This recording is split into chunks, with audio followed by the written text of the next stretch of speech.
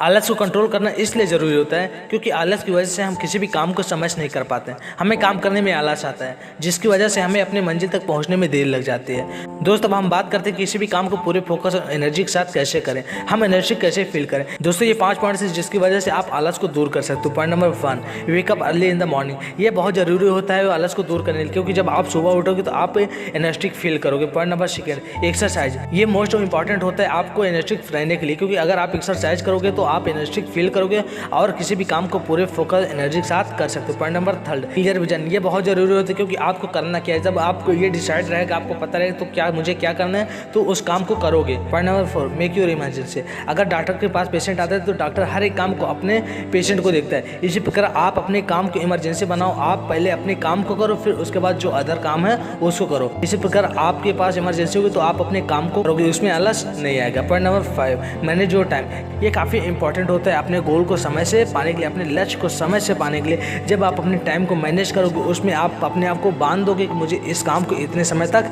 करना है, तब आप उस काम को पूरे फोकस और एनर्जी के साथ कर सकते हैं। जैसे आप एग्जाम में जाते हैं, एग्जाम देने जाते हैं, वहाँ पे केवल 3 घंटे का टाइम मिलता है। आप 3 घंटे में आपको आलस आता ही नहीं, आप पूरे फोकस और एनर्जी के साथ अपने एग्जाम को देते हैं, तब आपको आलस आएगा नहीं। दोस्तों, ये 5 पॉइंट जिसको फॉलो करके आप आलस को दूर कर सकते हो, आप किसी भी काम को पूरे एनर्जी और फोकस के साथ कर सकते हो।